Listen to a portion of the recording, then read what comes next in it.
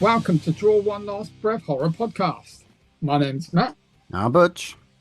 I'm Johnny Paul. Welcome to episode 187. Boy, have we got an episode for you. We will be talking about Bring Her Back, and we'll be talking about weapons. And not only that, we've got our movie from the vault that Butch picked from last episode, The Blair Witch Project. How the devil are you? I'm fucking good, man. Horror is firmly back, I think. I mean, even if it's, people's feelings might be different, but like, there's a fucking buzz about horror right now. It's fucking cool. And with Fright Fest, like, literally next week, it's exciting, man. It feels really, really good. It's crazy. What about you, Matt? You on your hollybobs? Yep, I'm dialing in all the way from Cornwall, which is cool. That's what I might sound a little bit different, but yeah, obviously I won't let the pod down, and I'll be here. How's it going, Jody Paul? France one time, so you shut up with it. Paul, you good? Yeah, I'm good. I'm good. Like you said, a couple of treats, haven't we, over the past couple of weeks, which we're going to talk about now. But yeah, very, very good at the minute. All right, cool. This time next week, we will be balls deep in movies. So, the wife keeps on saying that, I'm going on holiday, but I feel like she doesn't understand. It's a job, man. It's a job. Yeah, right. Yeah, right. I've been watching a few little bits. Boy Kills World. Remember that movie that was out at the cinema with Skarsgård or Pennywise? Actually, we watched two Skarsgård movies with him back to back. I didn't actually put it on my letterbox. I refused. So we watched Boy Kills World, which, to be honest, was quite a fun rock and roll, raid fest. It's quite a fun movie to watch. It's on Amazon and definitely worth the time.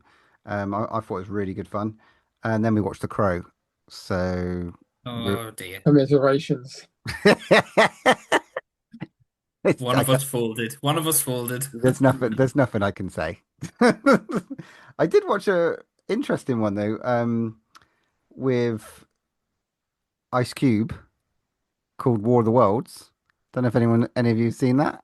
I've been hearing the amounts of things coming out, like possibly one of the worst made films this year, if not all time. I kind of liked it. Oh, she did.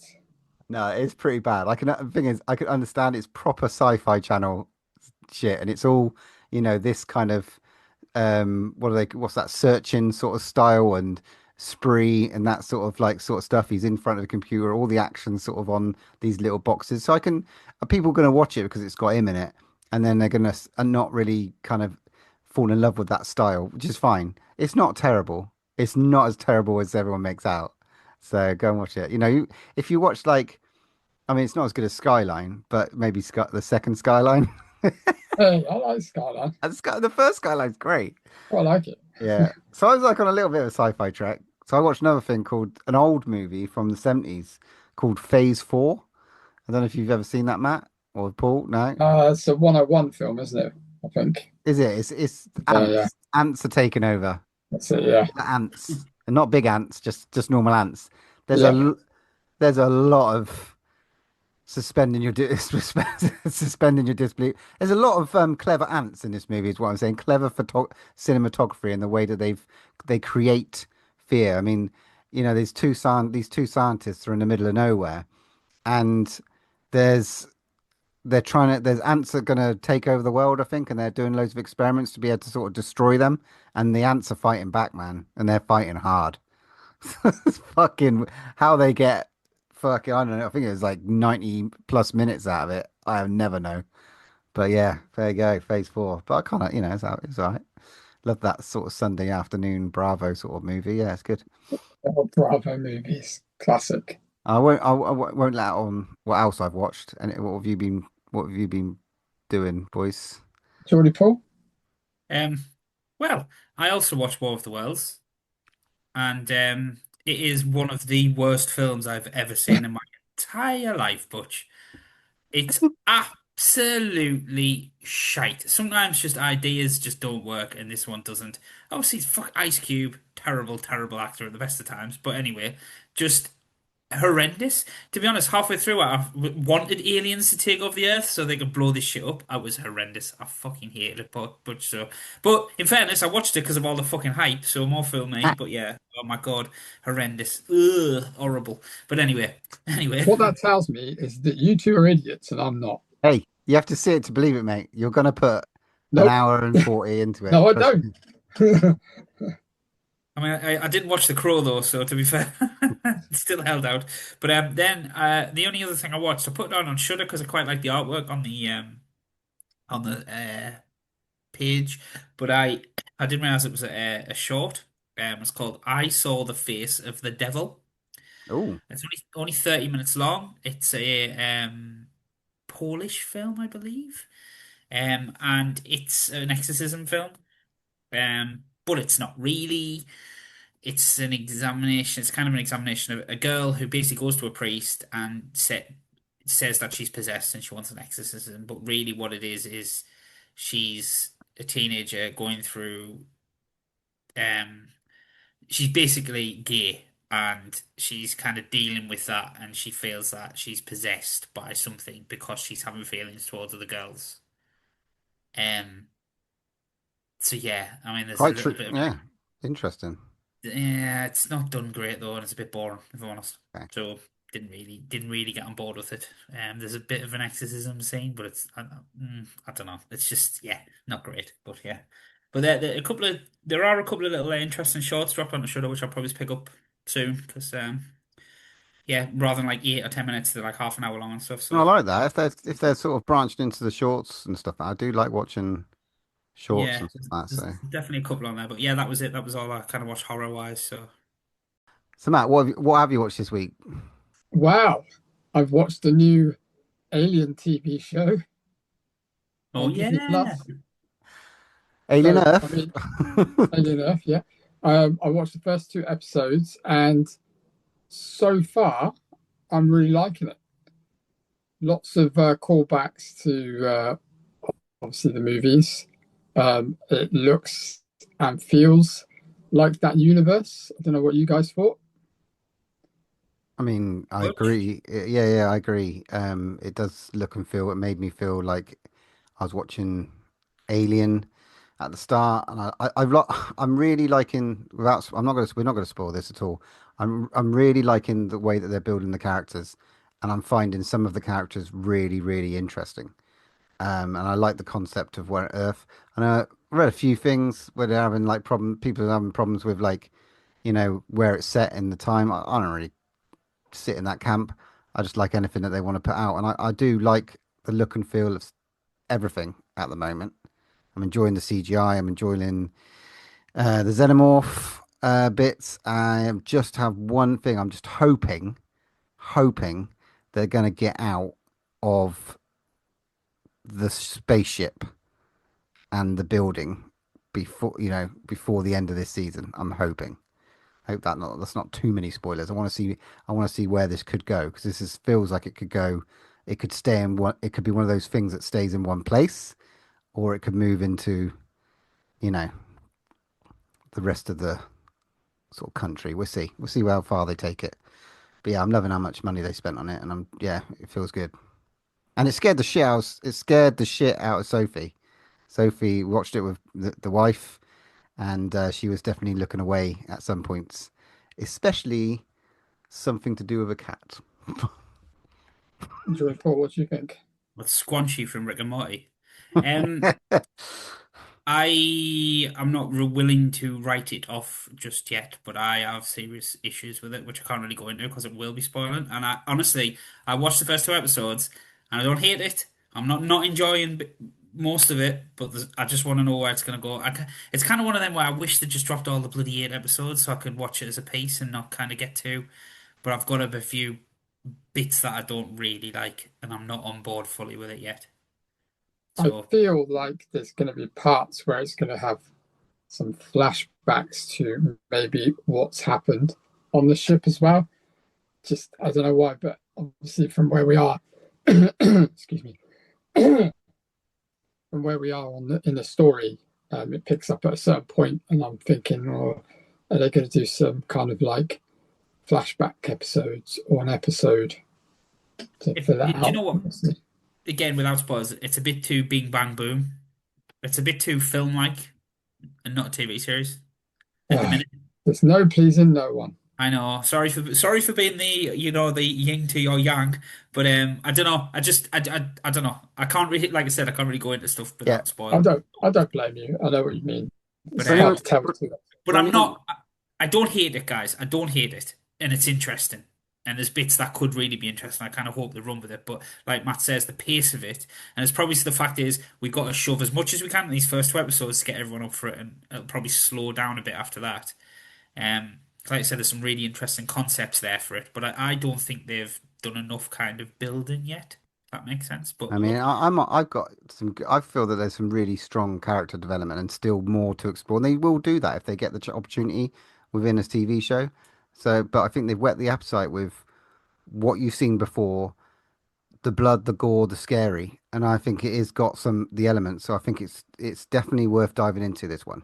Definitely. $100. The acting's very good as well. I Yeah, think yeah, they've yeah. made the right choices with the right people there. Yeah, Gets a definitely. point for having Adrian Edmondson in it as well. Yeah, that is awesome. That is really cool. But I'm sure we'll have a big debate about it when it's a few more weeks in. Then, Cool. Can't wait. because A mass I watched the next episode debate. around Matt's. I would have thought. Ah, lucky bastard. Yeah, yeah, Quality stuff. Okay. absolutely. Should we get on to some news? Anyone got anything? Paul, what you got?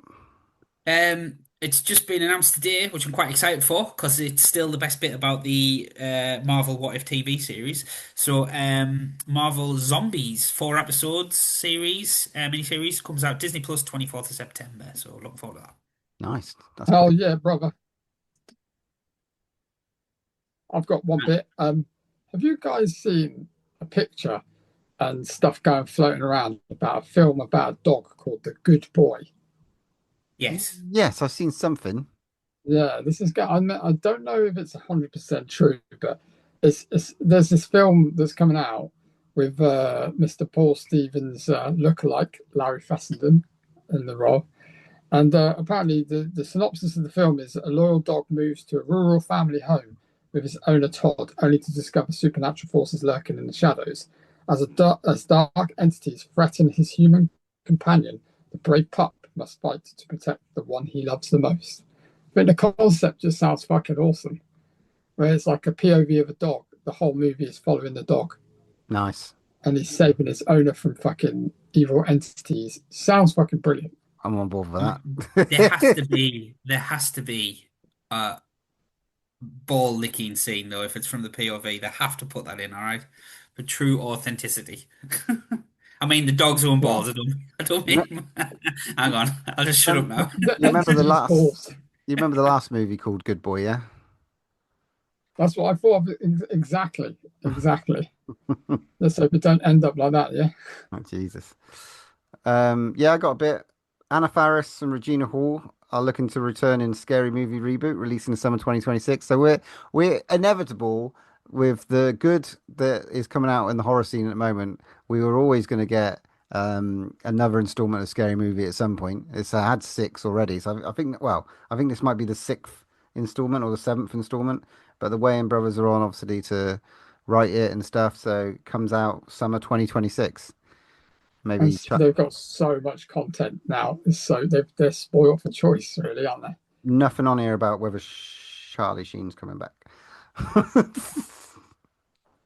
Okay.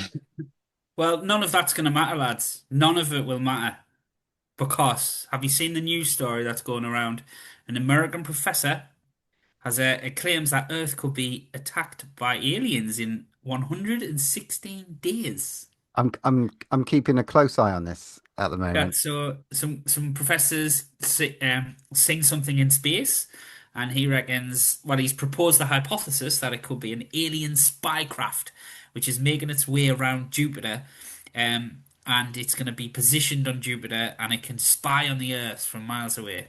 And if that's Look, the case, then 116 days is all we've got. So it's been a pleasure, lads. But well, we'll never as get long to as they're Stranger not Things. As long as they're not those aliens that probe you up the bum, that's fine. Well, yeah, I mean, it could be ET for all we know, but yeah, Um, so I mean, other reputable professors have also said this thing has sprung out of the solar system at some speed, and it's saying it's heading towards the sun. So it's on a trajectory for the moment to just fly out the other end of other end of the solar system. That's what they sort of its trajectory. If it starts slowing down, that's when we've kind of got the worry. But at the moment, it's just going at some speed. So yeah, I mean, it probably is a comet, but it's let's not rule Galactus. let's not rule out. Well, it could be Superman. Who knows? Oh, that'd Yeah, be that'd cool. be cool, wouldn't it? Yeah. It'd be cool if it was Silver Surfer Herald. Let's just hope you don't land in Russia, eh? Well, Comes comes to this universe. sorry, Trump's there at the minute. He'll command. Comes to this Uh, Earth, and he goes, "Who are your protectors?" And we got nothing. We got a load of comic books. That's all bollocks. So you're gonna have to go and speak to Putin and Trump. Oh dear. can you imagine the aliens come down and they sound like that? Hello. Hi. Hello. My name's Harry. We I saw. come from Glargon 5. I saw you on my spyglass, and I thought I'd come and have a little look. I've been travelling Mr. for. Mr. Butcher, Oh we've man, met you can you, before. can you imagine if they come here and they're dumber than us? Oh, yeah, can you imagine that? They're just fucking That rednecks or Oh, something. they're like, oh, they might have the cure for cancer. Oh no, they're dumber than us. Are you going, so but you they male or managed to female? Did you just misgender me?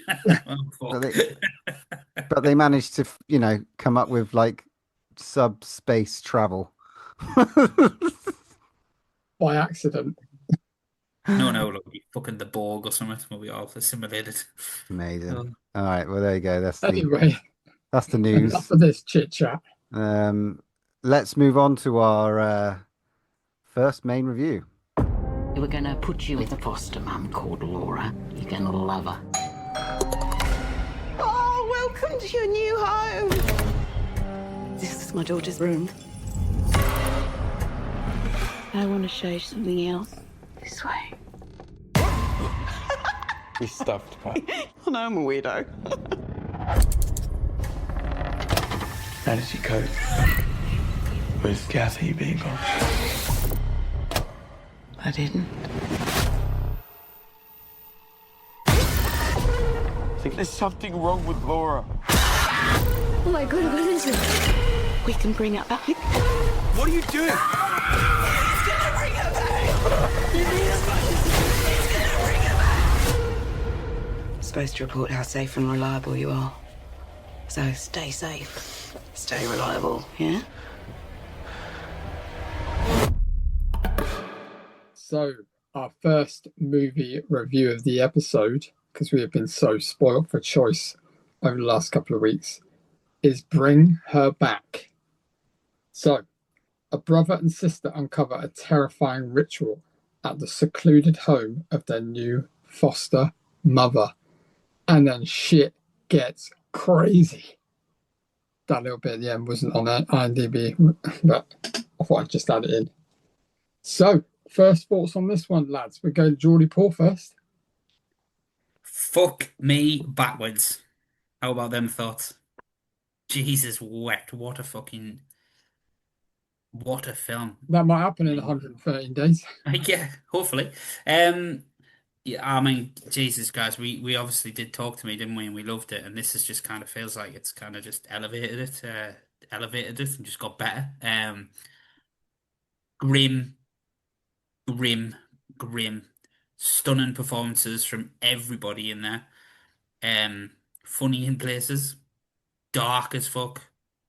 Just yeah, brilliant. Butch? I mean, I went back and sort of had a look at our Talk to Me top 10 of the year for that year. I think it's 2022. And it's what it was. It's the Philippou brothers, The and Philippou. Philippou, and brothers. we took. Are they Australian or are they from New Zealand? Australian, I know. Yeah, and we gave Yeah. Talk to Me the fourth. It came fourth that year. It's quite interesting that this one may really be pushing for higher. I don't know. For me, this was just I walked out of it so bleak I mean, we've had Bleak, we've had The Coffee Table, we've had the some really, I'll Speak No Evil. There's been some really interesting Bleak movies, and the fact that they redid Speak No Evil and pushed it to the cinema. This is an original story.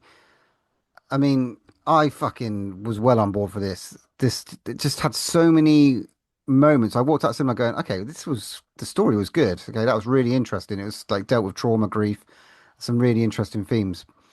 But the moments that sort of sit with you after you sort of come out of cinema, and there are a ton of moments that you're just going, what the fuck did I just watch and witness and bear? There's so much to talk about. I was really, really like enthralled with this. I thought it was fantastically put together. Like you said, fantastically acted. The setting was great, and the boundaries that they sort of went into and kind of pushed, I thought were great. Some great ideas. Matt, what do you think? Absolutely hated this one. No, I'm joking. Of course, I fucking loved it. It was absolutely brilliant. It's like two for two, man, for me. I think these guys are really clever because they've taken something again. I mean, like, Talk to Me. I totally forgot. I did watch something. I went back and rewatched Talk to Me and made my wife watch it this time. And yeah, noticed so much more of it. But what they're very clever at is they're taking something that has been done before, but they're putting their twist on it and they're making it completely different. So obviously, with Talk to Me, it's like an exorcism, but they put their spin on it, made it new, made it fresh, made it interesting. Where this one is again it's dealing with things that we've seen in prior in different horror movies, but then again they're putting their own twists on it and making it really interesting. But then putting this really, really, like you guys said, bleak undertone to it, which is so bleak, and you almost forget about the horror side of it, and they're so clever at bringing the kind of like the whole meaning of the film to the forefront, and then you kind of forget that you're watching horror because it's dealing with a really, really kind of interesting subject, and the way they kind of put it across with the horror that it involves is very, very clever. So these guys are just so good at it, and yeah, I just thought it's absolutely brilliant. Again, top notch acting, like the people they've got. I think one of the cast members in this film is her first ever role in anything, which was crazy. It was just crossed a few genres, supernatural, body horror. Then you had this sort of like this Folklore. folk horror vibe to it as well. It was very fucking cool. I mean, we follow Andy and Piper, who've just witnessed their dad fall in the shower and die, and then you get them put into foster care, and they want to stay together. They're not, and they're steps brother and sister as well. And they sort of go and get put with this ex foster care of Laura, and they're in there with Ollie, Played by Paddington's mum. yeah. Sally Hawkins is just fucking star quality. It just brings forth something completely different and batshit, and like almost like Hugh Grant in Heretic, that she's puts on some kind of performance in this. But the kids, or Hugh Grant in Paddington too. but it's just, yeah, it follows the kids, and they've got to assimilate, and then there's just stuff starts to unwind, and it becomes a sort of a mystery to solve as well. Because again, with this, the trailer, we don't get fuck all in the trailer. Like with Weapons, you get something, but you don't get anything. And that's what I really liked. We bang on about this, the fact that we're mostly spoilt in whenever we go and watch a trailer. But they did a trailer that just made me go, I don't know what the fuck that is, and it makes me want to go and see it. And it delivers on that sort of what you saw. It's just a complete mystery. And the story it takes. I mean, I suppose we'll talk about our favorite moments. I mean, favorite moments is hard, but like spoilers. I suppose, yeah, the spoilers. Just like just before you go on. The kind of plot, Paul, I kind of love that introduction straight away with Sally Hawkins. There's no fucking messing around. There's no kind of slow burn to it. There's no like no tension building in a different way, but there's no like real drawn out process. She's fucking bonkers from the actual start, and you straight away go, there's something wrong. All of a sudden, that straight away, it's not right. You kind of feel the kid's uneasiness, and obviously they've got, they're playing Piper's obviously severely kind of optically disabled, and it kind of feeds into that where she hasn't really got a clue what's going on, and I just loved it how it was straight away. You were like, yep. I know she even says it, Sally Hawkins herself, because she goes, "Oh, there's my stuffed dog," and he's like, "Oh yeah, mental me," way, and it's just like, oh, oh, I loved it. I love that, and you straight away just instantly going, right, there's something going to happen at every turn. She's just not right. But it's clever because you're right, it is, but it's not full on. It's just an undertone of uneasiness Yeah. when you're like, that's a bit of a weird thing. Is this person actually a foster mum? It's like she's pretty crazy, you know? Some of the, I mean, I think as it went on and on and on, the movie sort of went. I felt, and this is the bit that stuck with me is Ollie. You know, she, Laura's dealing with something like of a loss of her daughter. At sort of the core of this, they're leading with the loss of their father.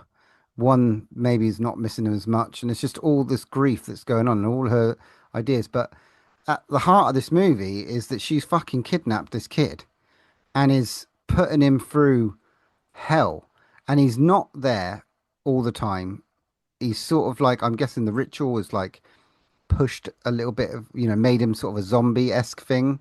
But sometimes you can see him being this Connor who he really is. But I'm just, the more and more I think about this movie and I watch it again, because the punishment that this poor child is going through so that she can have her child back, it obviously does not justify means to end. We know that because of what the ending was, but it just, it just the sort of sense of grief for her to sort of put somebody through what she puts him through.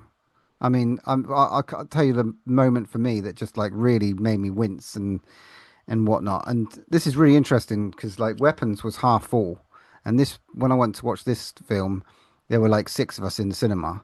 You know, it was such a weird transparency between this and Weapons in terms of how full the cinema was. But like the knife bit for me was like just incredibly done, and it just like made me just like my skin crawl. Absolutely, because it just feels like something that could happen. I when I was in the cinema, I did have to look away. I was like, oh, it was just the sound on it as well. I looked, and as I looked to my left, there was 2 women literally with their feet on the seat, like squirmed in a ball, like could not look. And it was just the sound, it was the whole scene was visceral. It was just you just saw it coming, and because you knew what was coming, and then they don't shy away from it. The camera is there in all its glory, and boy, was that some effects. Jeez, harrowing. That's it. The mental kind of manipulation as well that she puts the 2 kids through, kind of to split them up as kind of like divide and conquer.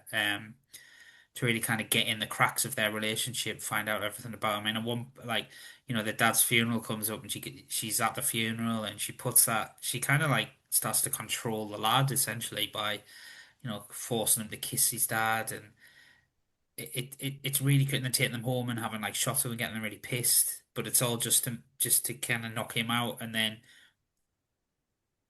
pouring like water on him to pretend he's pissed himself, and like he's lifting weights, and she's poisoning his bottles, so he's all dopey and druggy and stuff. Do you know what it reminds me of, Paul? It reminded me of like a bit like Hand That Rocks the Cradle a bit, and all those kind of like 90s movies where was like Misery, like that type on, of. and yeah, like she doesn't really want. Very clever. He wasn't supposed to be there. She wanted the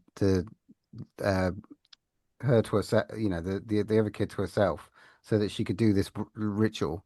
and so she's trying to get him out of the way. One of the most fucking visceral shots was like when she literally went in and thumped. She sprayed herself with his smell, went in and just thumped her in the eye. I was just like, whoa! I was just But like, it's fuck. so well done because she kind of like does it. She stands over her, doesn't she? And she's kind of like playing with her hair to check she's asleep, and she kind of just stands over her, looking into the camera, and it's like, what are you doing? And I all of did a not see sudden, that coming. yeah, all of a sudden it's like bang, and the way she hits her, it's just like, and obviously scurries off, and you're like, fuck, that was like, Yeah. Jesus. It was so well done as well because obviously, obviously it's really fast, so you're not going to be like analyzing it, but it was just with the sound editing on it as well. It's as if she actually fucking hit her. Um, but yeah, no, that was very, yeah. Because of all the gore and stuff, I think that's probably the bit that freaked me out the most. That just Mhm. visceral, just thump. It's like, Jesus, this poor girl. You Well, don't see it coming at all. no, and it's like Ollie, the bits of Ollie, like him eating him with the cat, him with the chickens. He's done some stuff off camera, but the stuff he does on camera is just absolutely insane. Well, the Like, kind of tragic bit with the salt, where they kind of obviously after that knife bit, the kid tries to take him to hospital, pulls him out of the house, and there's like a ring of salt around the house. Because obviously there's something wrong with Ollie, and you kind of getting the fact that he's like possessed with something. There's something's inside of him. And then when he pulls him out of the house and goes past the salt, that thing kind of is either trying to get out of his body or it's dissolving inside of him or something. And then there's this, she kind of comes home and she's like making a big fuss and he's got to get back in the house. And he kind of comes to when he like looks and goes, "Who are you?" And then she like rags him back into the house and you're just like, shit. And that's when you realize, Jesus, she's kind of took this lad. But yeah, And I it's mean, and that's really, where it shows more of the kind of like how she's found out how to do this, which I thought was a real clever thing. She's obviously got these tapes of a live kind of like ritual where somebody else has done what she's doing. So she's copying it bit by bit. And then suddenly she's putting these tapes in, trying to get him back into this vegetated state, which is insane. It's like it's really clever because it doesn't need to go into where she got them from or why she got this tape or where she's found it, and it's really clever. You don't need that. You don't need it. It's just like it's just fucked up what she's doing, and all for grief. I mean, as far as I could tell, right? So obviously she was trying to get the brother out of the way. Is it because she could use his sister as a new vessel? yeah, the idea of yeah, I think the idea of the Is that the ritual, main thing? the idea of the ritual, I think, from what I saw from the snippets on the VHS, was like, so a daughter's died and she's in the freezer. She has to recreate how the daughter dies effectively because the daughter's we found out later that the daughter drowned and is of sight impaired as well, which is why she picked who she had. But so the first part of the ritual was with this Connor who's Ollie, who she's called Ollie, and that's like do the ritual with him, and it's like he becomes infected with something. And I thought at first it was her, but I just think it's something. Then he has to consume the old body of that's essentially her daughter, which is in the freezer. So he has to consume that, then puke her up into um the new body's mouth. Basically, that's the essence, and then she becomes the new daughter. Basically, is yeah, and what they I have could to gather. die in the same way the original body died. So in the video, someone gets hanged. So I Yeah, think the original video is like a suicide. yeah. There's So a lot of they fucking hang level. someone. There's so many levels to this fucking movie. It's just still. It's just so. It's a real. You could watch it again, even if you want to put yourself through some of those scenes and stuff like that. It But is. isn't it great that we're talking about it like this? That it doesn't really, it doesn't, it's not in a frustrating way. It doesn't give away everything. So you kind of, your brain starts going in all these little corners, Mm.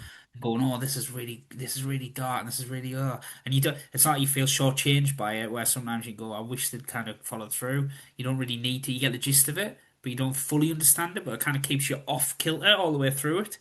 Because when the next shit, batshit thing happens, you're like, oh, what, And what, there's a lot what? of batshitness. There's just so many like things that you see that I can't go through them all, but you know, it's not. It's sort of a semi-happy ending, semi, but not really. It's not really a happy ending. Not for she kind of loses all kind of control, doesn't she? She starts off Yeah, quite controlled with all the mental manipulations going on, and then obviously just starts spiraling, spiraling, spiraling. She kind of drops all kind of control, and it's all just like fly by the seat of your pants. There's the thing inside of Ollie is obviously getting impatient and is growing or getting hungry, because likes to chew countertops, he's fucking which bloated as well. He was big. He's the sort of bod, like they said, the body horror of it. He's just walking around bloated, and when he sort of escapes in the end, he's just a boy. That broke my heart when he's sort of out the salt. And you think about, and then you like think about all the things that he went through, what we saw, and what we didn't see, and it's like, fuck, how present was he? And I'm just like, oh god, he's gonna have some therapy. needs some new teeth as well. Well, yeah, And and reconstruction work. it's interesting because the parallels between what we're going to talk about in a minute in terms of the kids and stuff like that. There's a lot of people, a lot of kid therapy sessions that are going to be needed and stuff. Jesus Christ. But yeah, this one was like, of the two movies that we're going to talk about, this was definitely the sort of darker, grimier, I don't know, probably more real. It had that supernatural edge, but it sort of had a almost kill list. I don't know, like it just had a sort of the supernatural ness of it was sort of like almost on the Japanese sort of side of it, I guess. It was just really, it just felt a lot more present and real. I think this one did for me, anyway. Um, yeah, and it just sort of felt a lot more, I guess, grounded and more indie. I suppose the ones that are out the two, and there's not a dig on any one of these, by the way, because when we talk about that in a minute. But this was just so interesting. It's got a great running over scene as well. Fucking hell. Yeah, He's yeah. not putting no I mean, punches. Talk to Me was like that a unique movie and that everyone loved, and it had a real sort of appeal to the younger audience. And this one's sort of more of a I don't know, just like it went in a different direction, and you can see that with the money. Like Talk to Me has made like 90 odd million, and this has sort of made, I think, around the 34, 35 mark. So it's not smashed the box office, but it's done all right.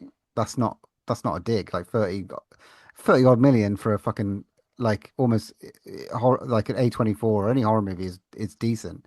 It's just that some of the ones that are like, Sinners made 300 plus and Weapons made like I think if I 100. could have, I probably would have held on to this till October.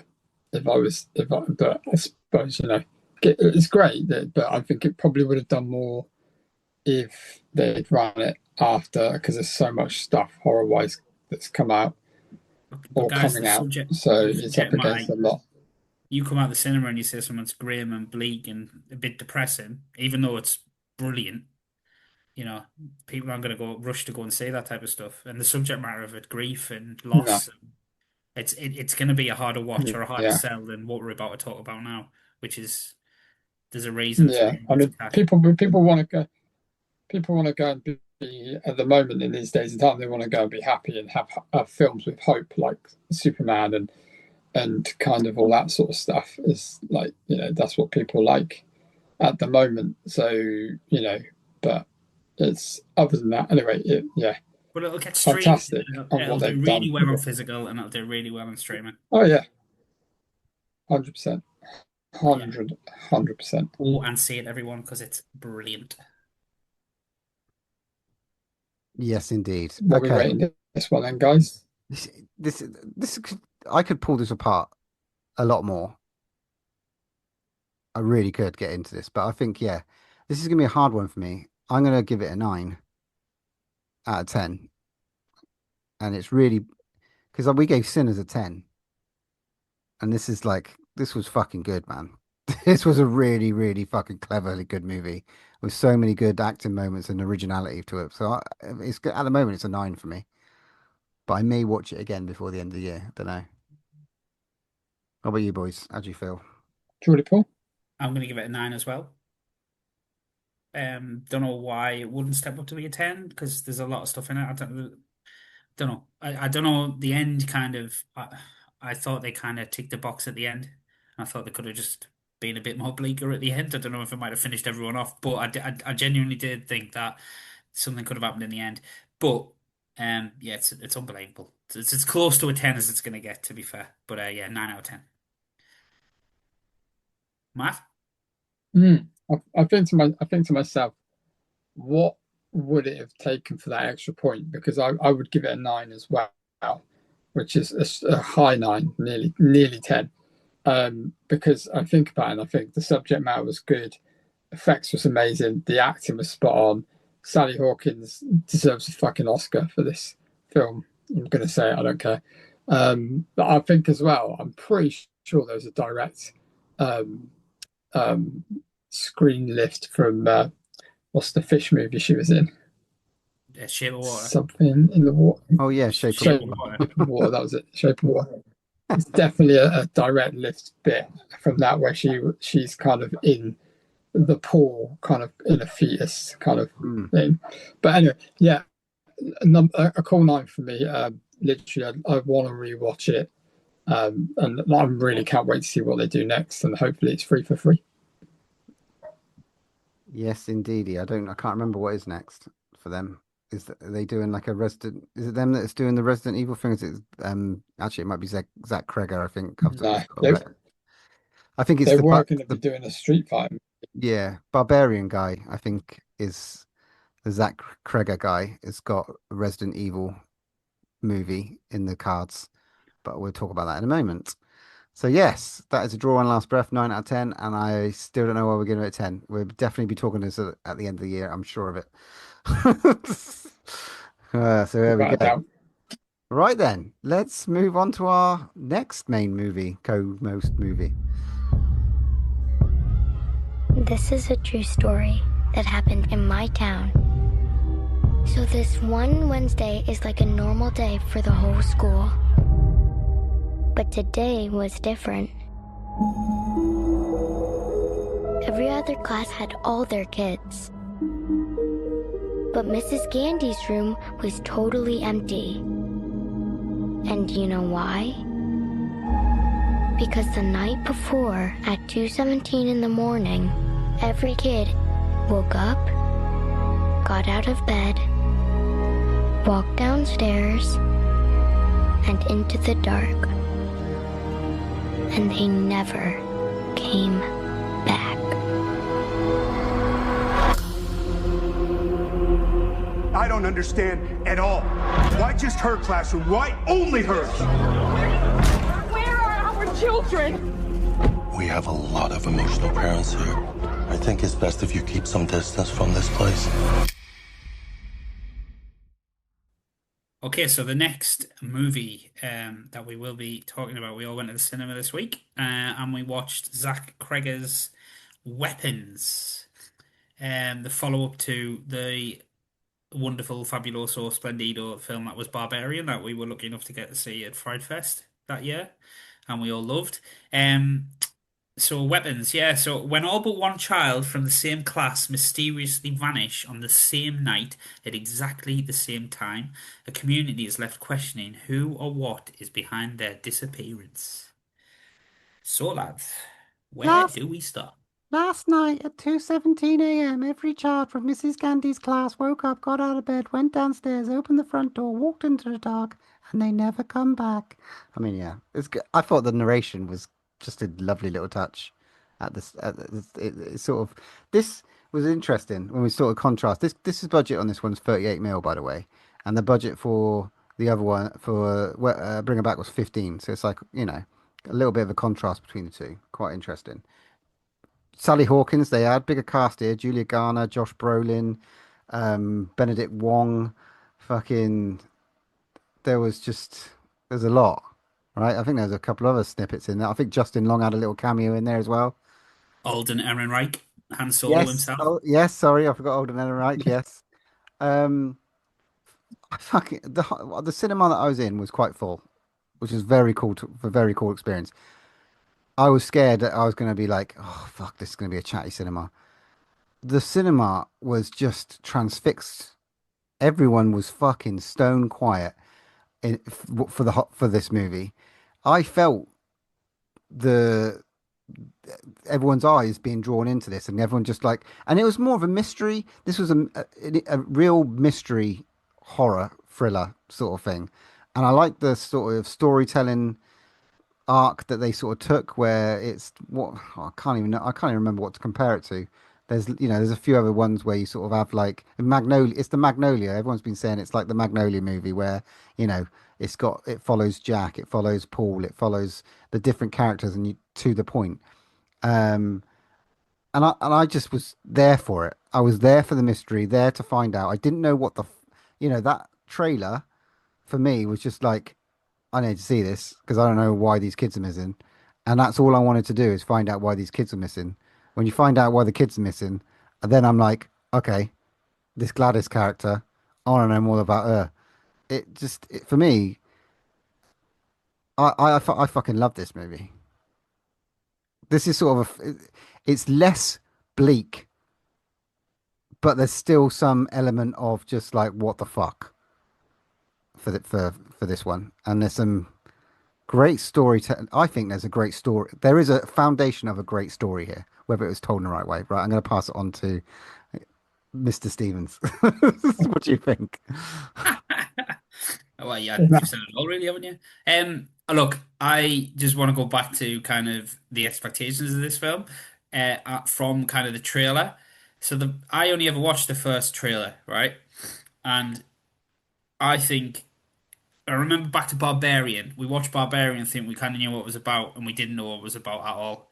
It's the same thing. He's a fucking master at it. And to be honest, every fucking studio should wake up and realize that, guess what? If you produce a trailer which gives a taste and makes the audience think they're going to do something and it takes you off down a completely different path, you're on to a winner because people talk about it and then everyone goes and sees it, which is exactly what's happening with this film, right? So I think I love Barbarian. I love this film. I can't wait to see what Zack Creggar does next because I am signing up for everything he does if he continues at this pace because I just thought it was brilliant. Had everything in it. It had dark, it had light, it was hilarious in places to be fair. But so was Barbarian. There was a comedy element to it. There was chuckles in the cinema when we went to see it. There was belly laughs in the cinema when I went to see Weapons. I don't know about you guys. But it was fucking dark as well, and we'll go on to it as well. Matt? Not much more to say, is there really? No. I went to cinema, obviously, the same as you guys, and I went to the first showing of it. And literally, like Bridge said, I couldn't hear a pin drop because everybody was there for one reason only, because they were obviously big fans, horror fans, and they wanted to see this movie. And it's great to watch it with people that just didn't want to fuck about. And I just thought, yeah, a masterpiece of filmmaking, as well as with that horror, underlining horror. And again, what a cast! It's a perfect casting. And yeah, it had a bit of everything. It was gory, it was dark, it was, the pacing was really good. It just left you wanting more and more. So yeah, I really enjoyed this one. Cool. I mean, the storytelling, the way they approach this is that you kind of had a narrating at the start and then you were told through the different characters. So we kind of get Julia Garner's character at the start. I love Julia Garner, by the way. I just need that said. I think she's great. Fucking light years away She's from brilliant the at Wolfman, everything, isn't she? Justine, like the teacher, and I thought And she was Silver Surfer. yeah, I thought she was going to be playing a completely different character to what she was, but I kind of got that almost Ozark vibe from her, which I kind of really liked. And again, she just wants to solve it as much as everyone else. She's sort of not a teacher. She's sort of just like dealing with this sort of stuff, and she's kind of just a normal person and going through this sort of stuff. Relationship with Paul, Alden Ehrenreich, you get to follow his Another character. Paul that's a bit of a prick. Sure. I loved Archer, Josh Brolin's sort of little arc. But every time you got to these little stories and stuff, it came to a sort of this really, really interesting point that you're just like, oh my God, I need to see the next part of it. Yeah, I loved following that journey. to kind of like unpick what is going on. I love that Archer was the sort of like the logical and trying to come mishmash. There's some real cool imagery in here that is probably needs to be unpacked a little bit more at some stage, in terms of the dream sequences and all that sort of stuff that we saw. Um, uh, yeah, what do you boys think about the what was the stories at the start? Well, I mean, I love a good sort of non-linear kind of storytelling structure in a film. It's quite it's right up my street. So when I kind of chapterized it, I thought it was brilliant. I thought it was and using the characters, just thought it was really, really clever. And I kind of like the drop-off points from each character because it kind of took it to the point where you're like, ooh, something's happening, and then it kind of shut you down and started again. So which I think raised the kind of tension to the finale and stuff. But yeah, Here's I a mean, good, here's a good there's some question. Right, how far are we taking this review? Because like Barbarian, we don't want to give too. How much do we want to give away? well, before we were under an NDA, so I'm not, We're not under an NDA now. no.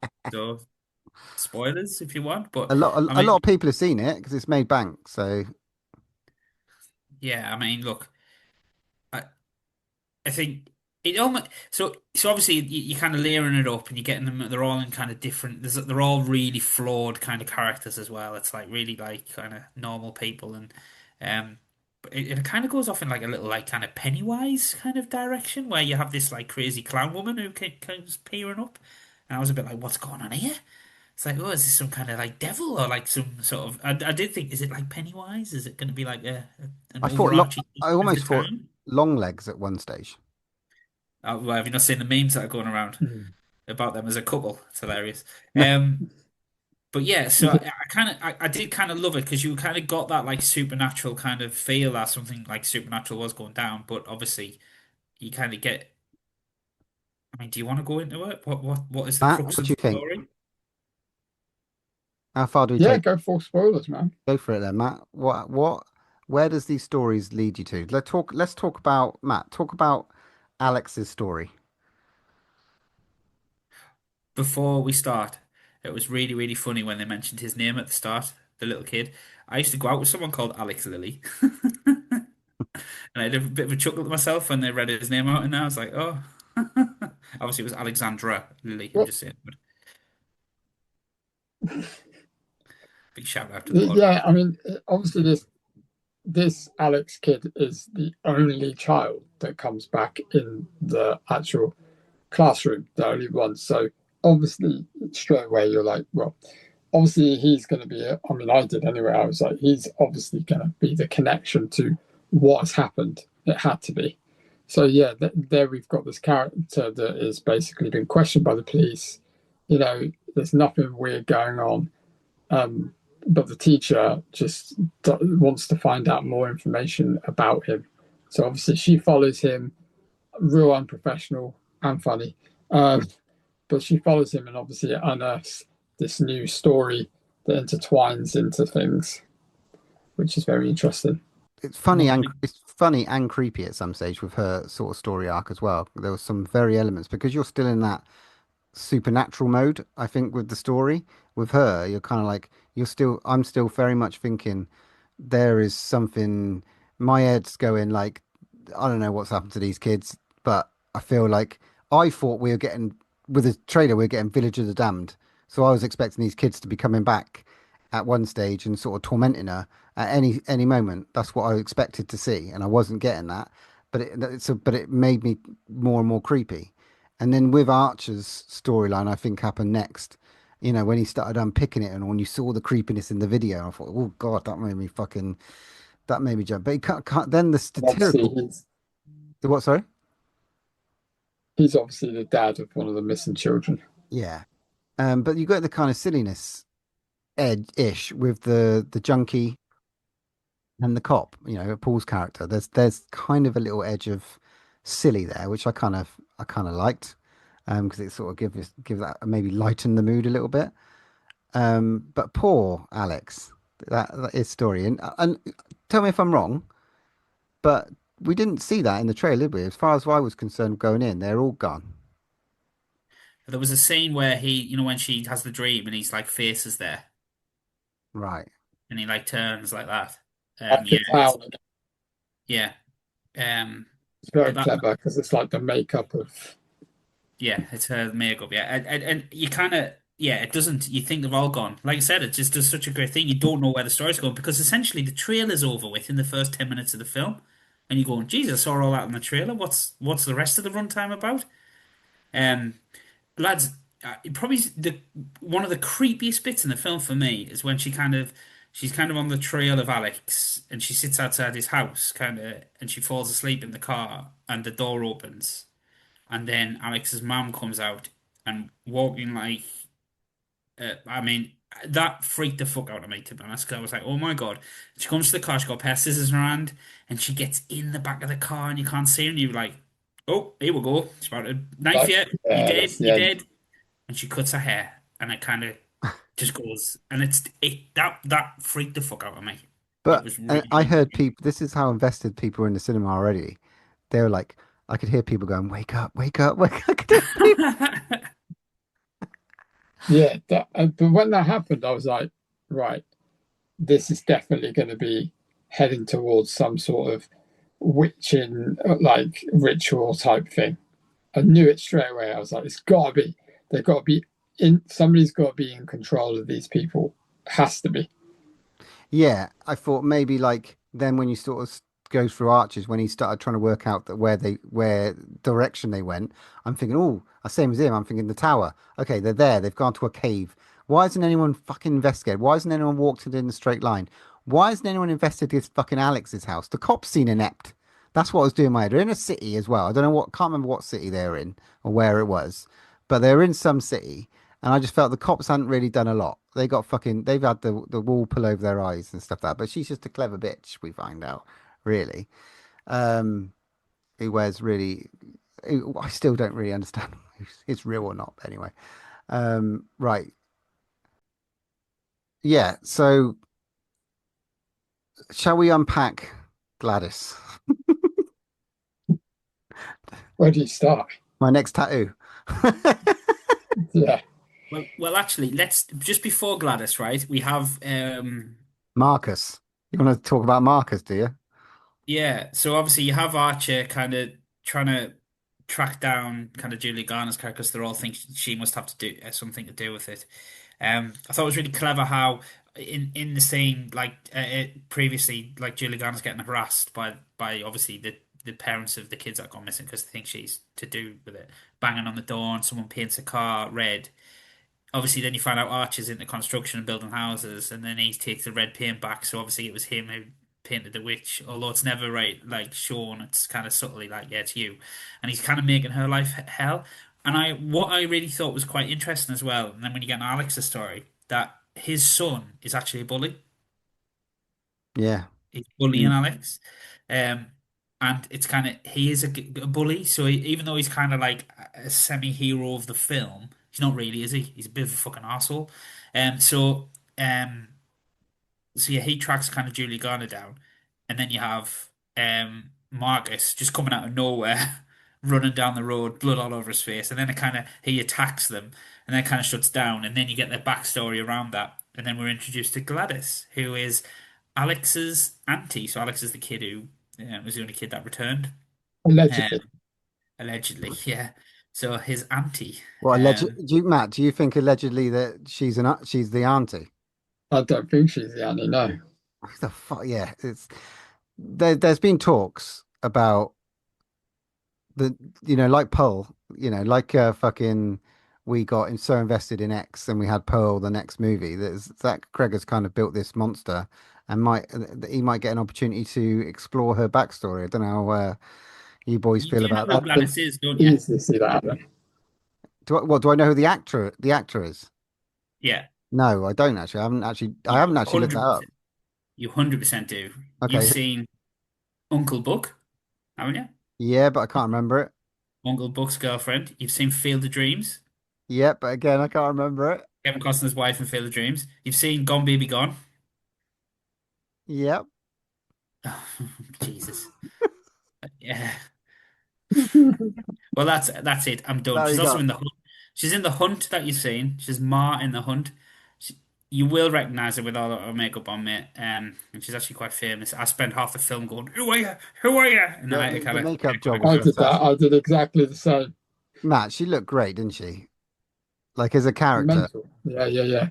Like mental. I mean, it's just like, I don't like people obviously making comparisons to what you touched on earlier, Paul. long legs. Long legs, yeah, which you can see why.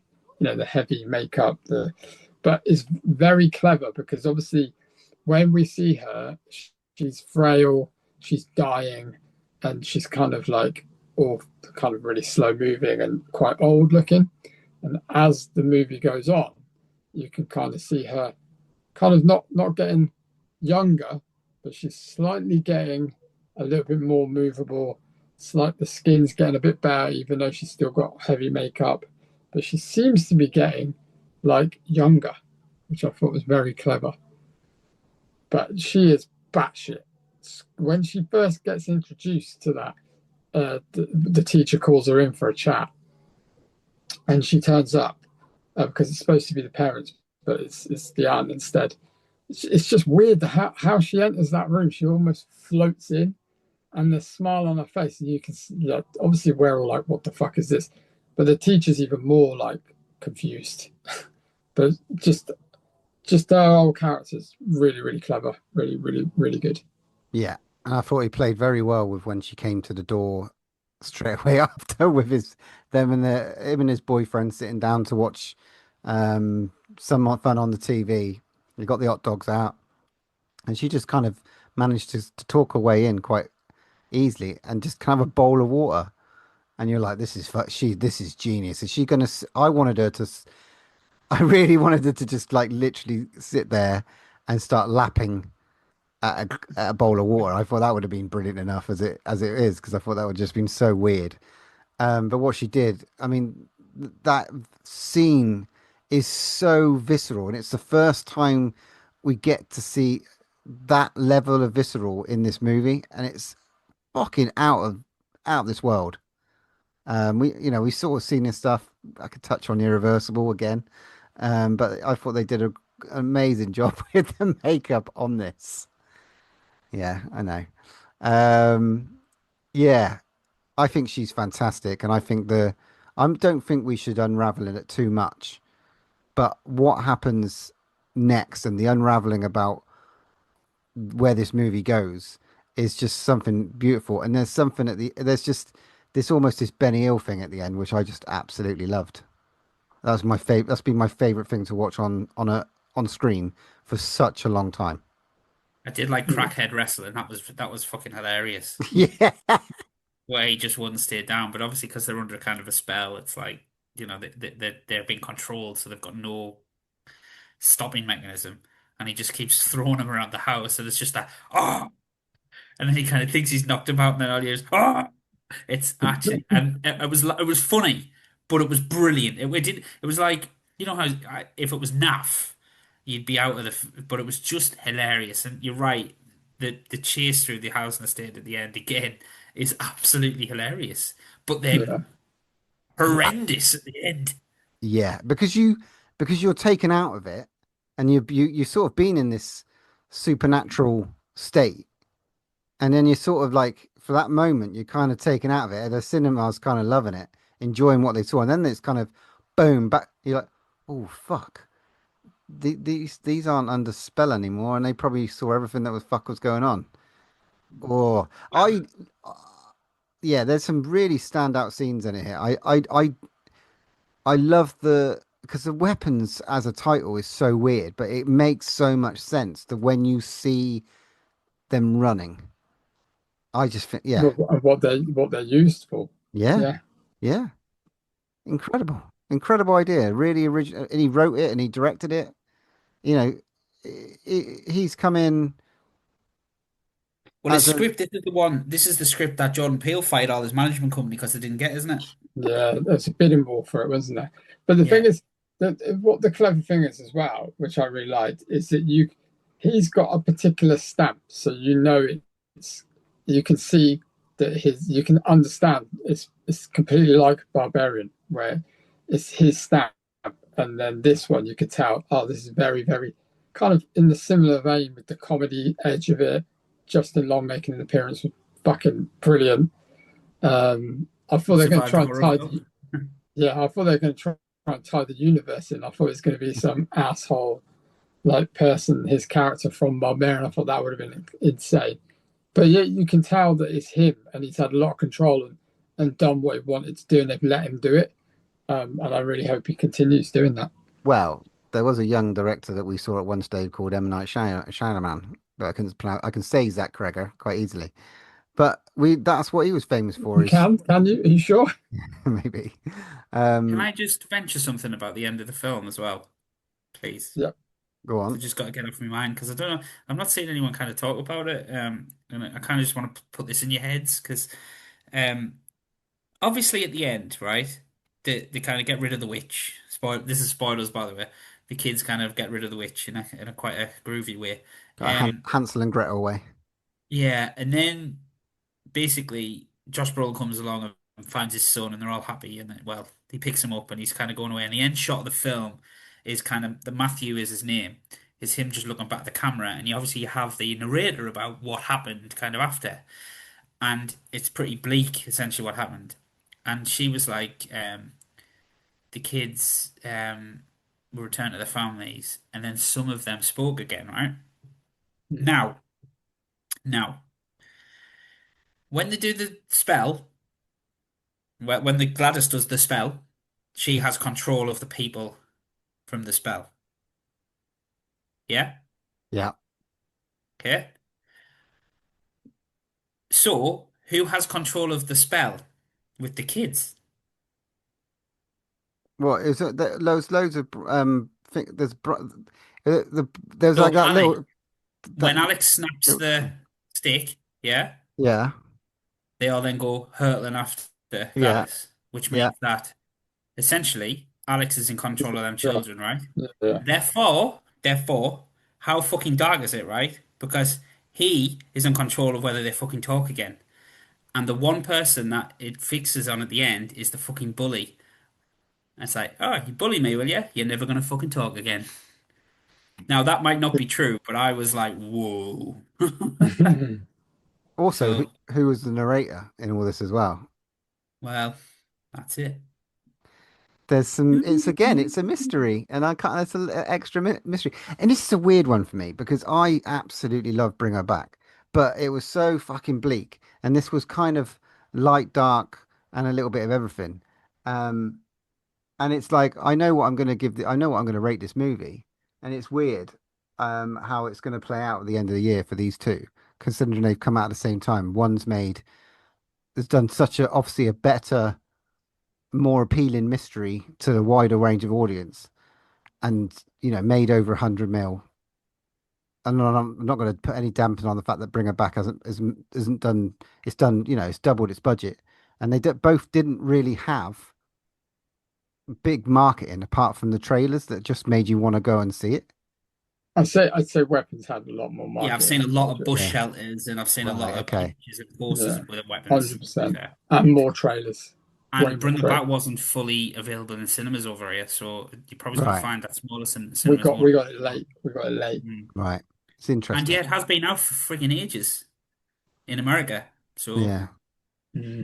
but I think we should just focus on the quality of the films. I think it's just a great sign that these films are being made and they're allowed to be made with these new and upcoming directors. And it feels like there's a bit of a There's a connection here. Like it's just like let the directors have ownership over their own films and don't tie their hands. Yeah. Just let them do what they want, and then you will get very good results. and it doesn't have to be 500 million budget. It can be very Horrors don't need to be big. They're both, I mean, we've watched horrors never used to get anything over a 10. 10 was when we saw a horror movie with over 10. When we started seeing like it with like, what was it, over 100 million budget or something? I can't remember. It was ridiculous.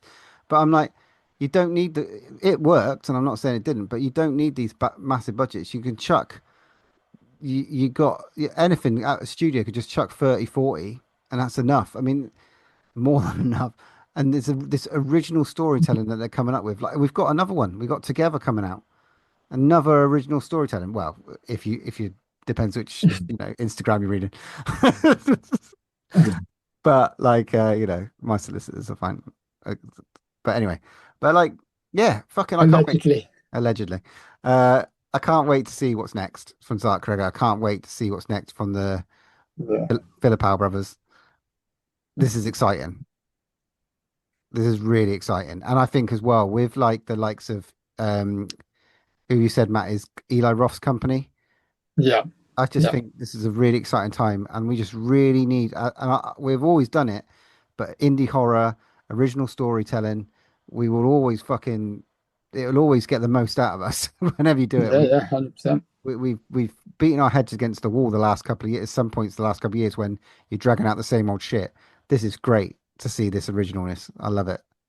So much horror. Yeah. On that note, Matt. Do you know what? I would sit on a 9 on this as well. I'm in the 9 camp with this because I really did enjoy it. I really did. I really, really did. And these are two. I'm not trying to compare movies at all. I'm looking at each movie individually, but stylistic. Each one had its own stylistic kind of way.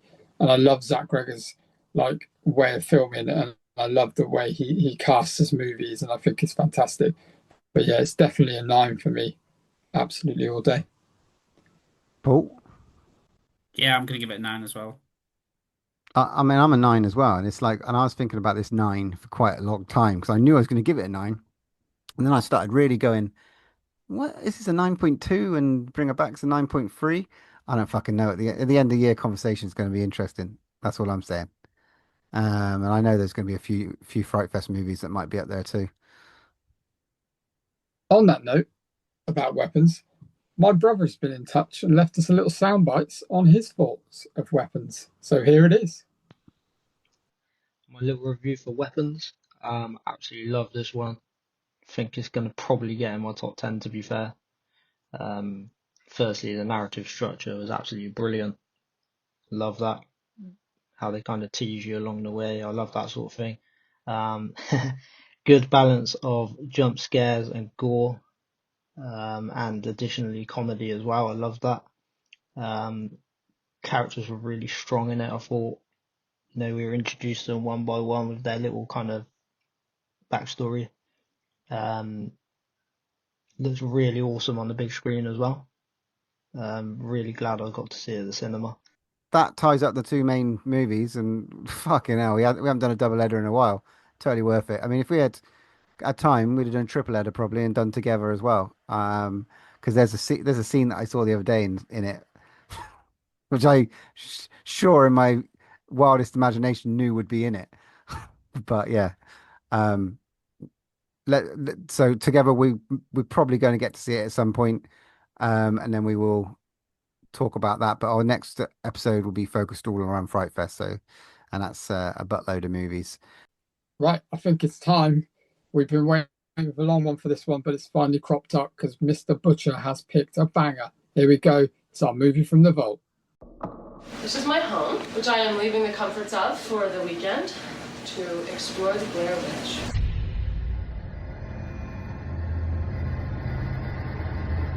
I can see you. I'm real excited about this. Thank you for the I'm very opportunity. glad. This area's been haunted by that old woman for years. I don't know why you have to have every conversation on video. Because we're making a documentary. Not about us getting lost. We're making a documentary about a witch. I know. Lost? Admit that first. No, I know we're not lost. They're all over the place. Well, how do we know it was people? Well, even if it wasn't, I'm not going to play with that either. And it's all because of me that we're here now. Hungry and cold and hunted. Just want to apologize to Mike's mom and Josh's mom and my mom. Tell me where you are, John!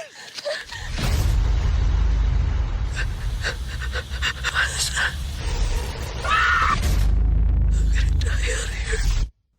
Okay, this episode's movie from the vault. From 1999, we are bringing you 3 film students who vanish after traveling into a Maryland forest to film a documentary on the local Blair Witch legend, leaving only their footage behind.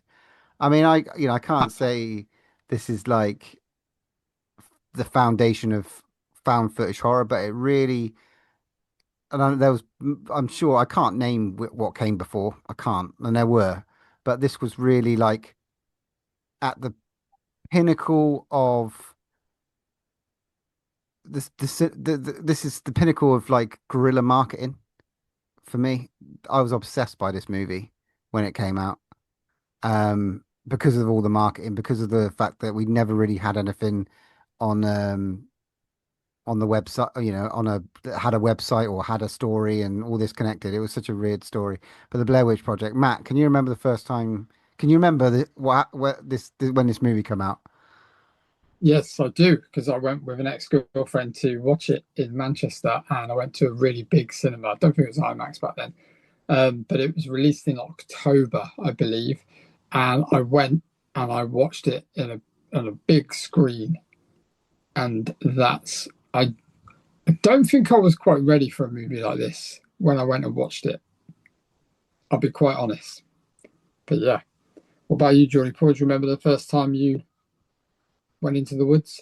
Yeah, I never came back. Um, I I got this from Blockbuster, I believe, on video. I think it might have been at a friend's sleepover, one of Butcher's infamous sleepovers. But I'm sure it was either, but my older brother either got it or I think it was a sleepover. So yeah, definitely VHS rental though. That's the first time I watched it.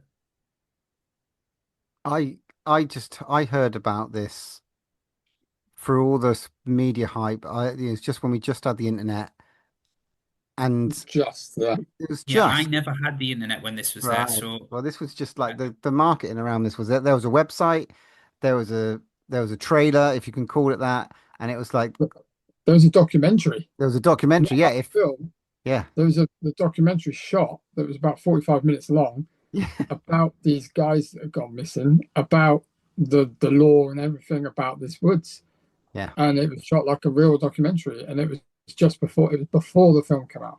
yeah. You yeah, didn't so I know. kind of got like word of mouth that this Yeah. might be real. I think that was kind of the Oh appeal yeah, of and like there's was like, oh, no one really knew before going in that it was a fictional folklore tale. And then even when you started unpacking, I think it made it more interesting after you found out that it was fictional and the fact that you think you clever bastards what you've actually pulled together here. Because the budget on this was like 200,000 to, they reckon 200 to, it was 200, it was less than a mil.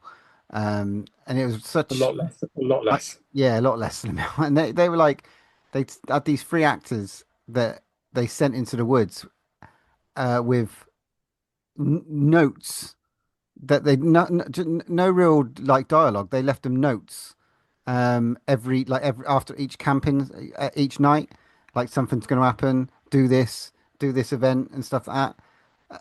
It was fucking Estimated $60,000 to make. budget. Yeah.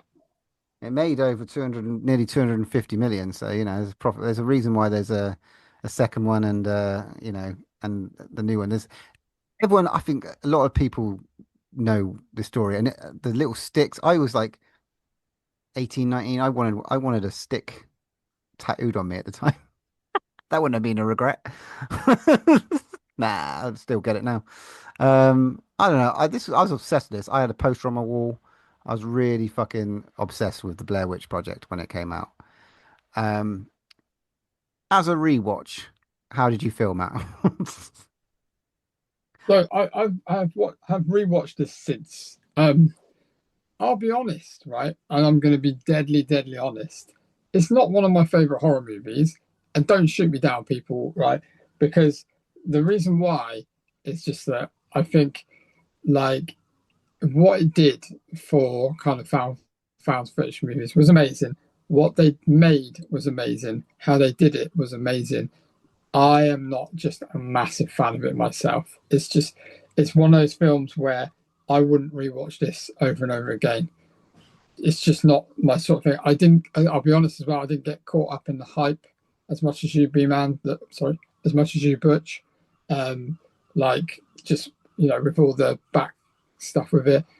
That doesn't mean I didn't enjoy it. I enjoyed it. And I thought, this is something that is going to change horror going forward. So I totally respect what it does. It's not my best favorite film that I would go out and pick out of my bunch and watch. However, I totally understand its place and where it is. Do you want to, Paul? Yeah, it's kind of similar to you, Matt. I kind of, like you said, didn't have really access to the internet, so I didn't really get much of the hype around it. Watched it as like, what, how old were we then? 90, was it 95, 96? 99. So I was about 13 or 14. So, and I remember it did kind of, at the time, it kind of like, yeah, look, we'll go into the kind of plot and stuff, but the kind of end kind of is the freaky bit. And I think over time, I think the problem with stuff like this is obviously remembering its impact, and I kind of prefer its legacy in what it's kind of done for film. And I've seen a lot of films which I would, if I was going to rank found footage films, for me, this wouldn't be at the top. But the ones at the top wouldn't necessarily exist in the same format they do had this not come. So I think you've got to kind of recognize its importance to horror films and by creating a genre. But yeah, you're right, Matt. I think it's nice to have watched it again because I've never seen it for donkey's years. But is it like a classic? Like, would I rate it as one of the best ones? Probably not. Also, is it as impactful as it was the first time? Is it ever going to be that impactful again after you've kind of seen it? And maybe go back and try and have a look at other things and stuff like background stuff. But is it as impactful? Butch, no, what do you think? It's weird because again, this was one of my favorite things, that came about in that era. But it was all around the way that it was set up and the story behind it. The delivery of the movie was annoying. It's an annoying movie to watch until like the last 5 minutes. It really is. I was watching it with the wife. I don't know, even the last 5 minutes was annoying. Well, yeah. I was like, again, I just want to see it. No, it's just, the whole thing's fucking annoying. It's like she's irritating. If I had to be on a little lost with her, I'd want to smack her, man. I think she was just fucking annoying. Like she was like that mate that you just like, and they're not even real friends as well. That's the worst thing. And it's like, oh, I know where we are. I don't need a map. Oh, where's the map? She's just fucking annoying. I know someone like that. Fuck you. It is more irritating. And like the more interesting bits are when they sort of dive into like the folklore of it. That's the sort of interesting part. Watching them just fucking traipse around the woods is not interesting. Even the little like throwing stones at their tent and stuff like that, the way they try and like make that scary, it's not. It's really not. And I like even watching it now, you just like when you compare it to like Paranormal Activity or like Hell House LLC and stuff like that, you can see where they've taken the skeleton of it and built something good. They said, well, we're going to show you the shaky cam, but there's fucking something there. All right, you're gonna have to see something because we didn't see anything in Blair Witch. It's fuck all. I mean, but it does do a great job of trying to make you see stuff. So you're like squinting, you're looking in the background, you're looking everywhere. Like in the dark, you're seeing, can I see a shape? Can I see something? Yeah. And that is the clever thing about it. It's that whole, building you up to think that you see things, or did you see things? And it does a really clever job of that.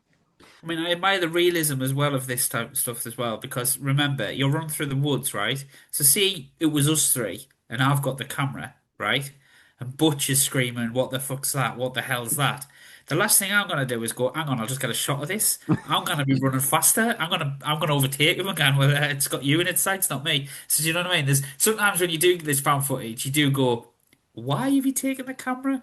And why are you pointing it? Why are you like running but keeping the camera in shot of something? So yeah, there's kind of that like argument where actually would you do it? It's kind of quite clever that they do a lot with nothing essentially.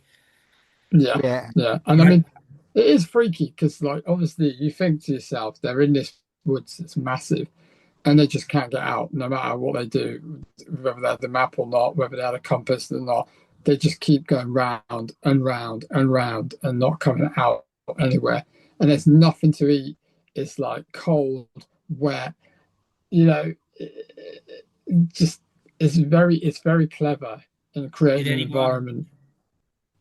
did anyone Go on. notice the field in the clearing of the trees with the road? No, There's a shot, right, where they're lost and they can't find their way out of the forest. Now, I don't know if this is a goof or something that I didn't, but you can see, I caught it. There's a clearing in the field and there's like a road in the field, and you're like, I just want to go out there. So I don't know if it's like they've they've not, like continuity error or something like that, or a goof. I think it might be. So The cleverness of this movie, right, is that there isn't a slight cleverness. There is the feeling of being lost, right? And the anxiety that that brings, and the irritation with the fact that she's so close to the camera when she's talking. It does create this level of anxiety, which is a feeling, and it is a feeling that kind of brings about fear. Okay, so that there is that element that it does create, and there's a fear of being lost, which is not to mention not to mention the trust issues, because like you said, these three people don't really know each other, so they're not like best mates. They don't really know each other, so there's no element of trust, or are these people fucking with me? Is that person missing? Why have they just ran off and left us? Are they in trouble? It's just like, there's that matter of trust, and the whole thing of getting lost and then having arguments with people you don't really know as well. There's that element of it as well. there is an actual word for the fear of being lost as well, mesophobia. So there you go. That's a good bit of fact for you. I get that when I go on walks with you. I love walking, so this is like my top horror movie, because I do love a walk. But essentially, I'm getting lost. anyone who hasn't seen this is like three people going, trying to find the whether the folklore of the Blair Witch, and they talk a load to locals and stuff. Then they go off into the woods to find the Blair Witch and record bits and bobs from different locations in the woods.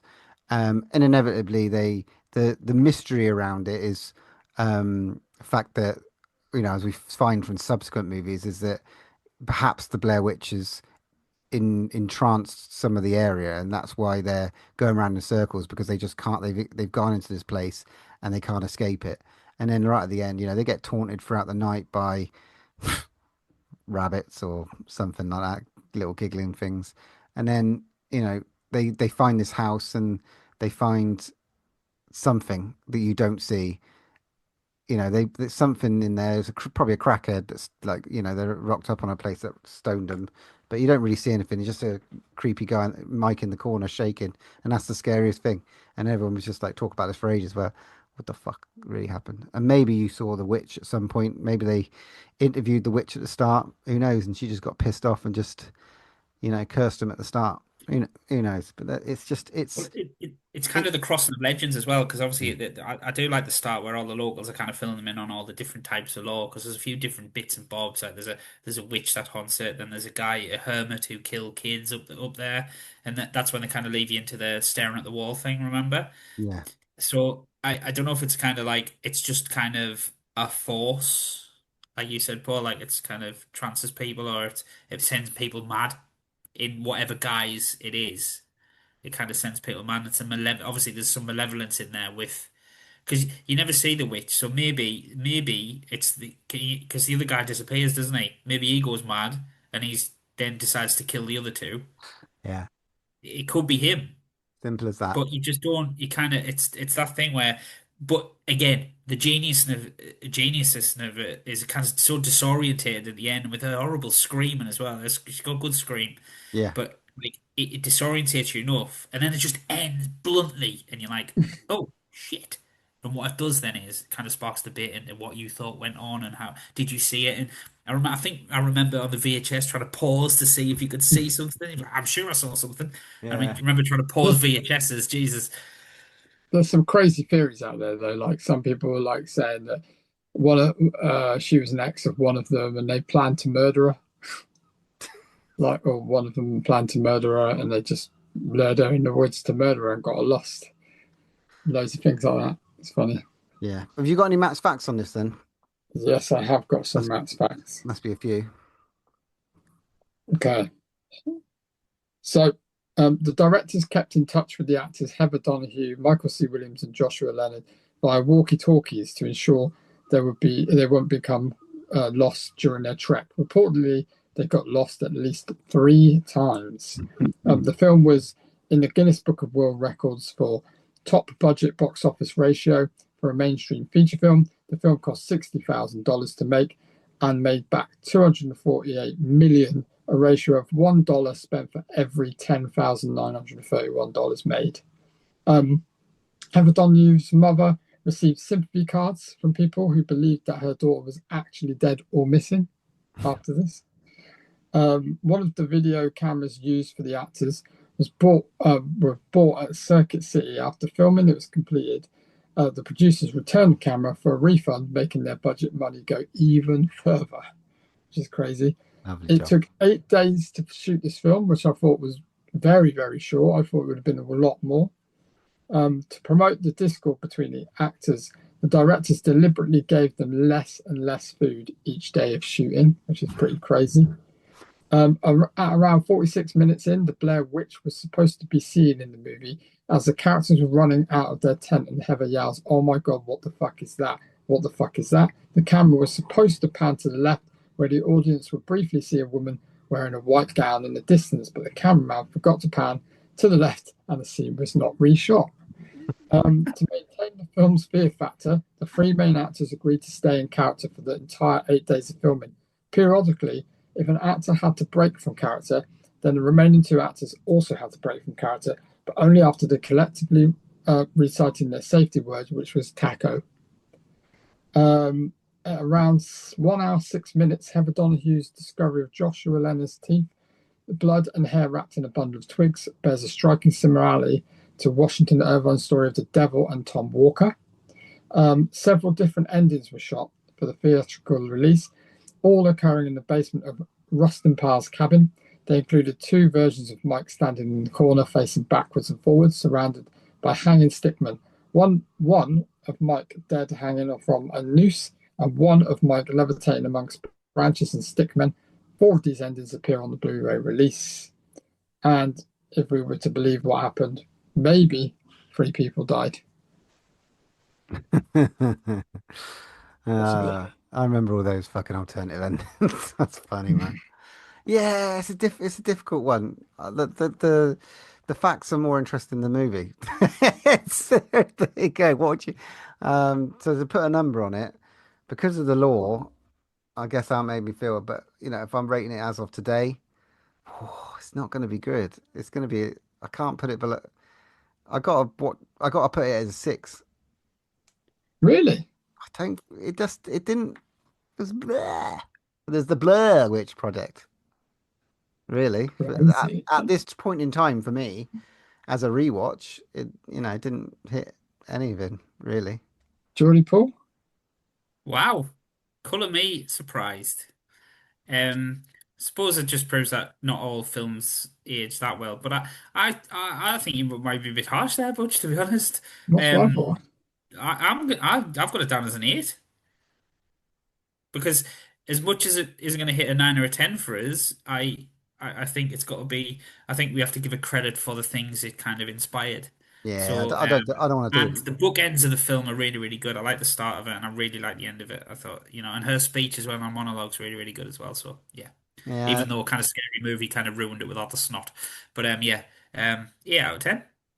Yeah, for me, see, I'm in the middle. I'm a 7 because this doesn't have a special place for me really, and rewatchability is not. It's not my sort of thing, but again, I understand what it did for the film industry and that kind of in the horror genre. So yeah, I'd say 7 from me, and I know probably people shoot me down for that, but it's personal for me. It's a 7. Yeah, I'm gonna get but killed. Not to say it did amazing things. Wow, that might be the first time this has ever happened. I'm more optimistic than used to. I just got to give it what I feel. I can't base it on the fact that what it did for. I'm just based. I'd be with you, Paul, if I based it on the fact what it did for horror. But I don't. You stick to your guns, Paul. You're all right. Yeah. I will do. All right, cool. Right. Well, as we're doing Fright Fest, nobody help me. As in Fright Fest, there's no movie from the vault for next episode, so Nope. we don't do Or it. do you want me to pick mine for the next episode after that? Yeah. You need to. Then yeah, go on. What's your movie from the Yeah, I've vault? got it. Go on. I've picked a doozy. Oh God. A doozy that none of us has probably seen. So, from 1990, I've picked Deadly Manor. Fucking hell, I don't I even, have not seen this movie. not seen it. Exactly. Not seen it. Not heard of it. It's I on our know, own. I heard of it. I know what it is, but I've not seen it. Okay. So I'll just give you the strap line is an old dark house, a maniac on the loose, an orgy of bloodlust. Fine. Sounds good. I mean, That's So good stuff. All right. Deadly Manor. if you are at Fright Fest, please come and say hello.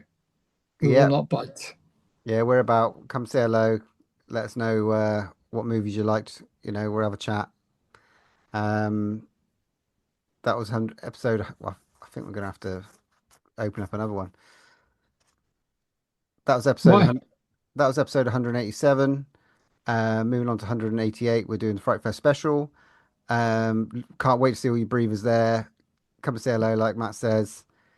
And when there's no more room in hell, here's another podcast. I am the devil, and I am here to do the devil's work. You can follow us on Twitter at DrawOneLast, Instagram at DrawOneLastBreath, or pop us an email at DrawOneLastBreathPod@hotmail.com.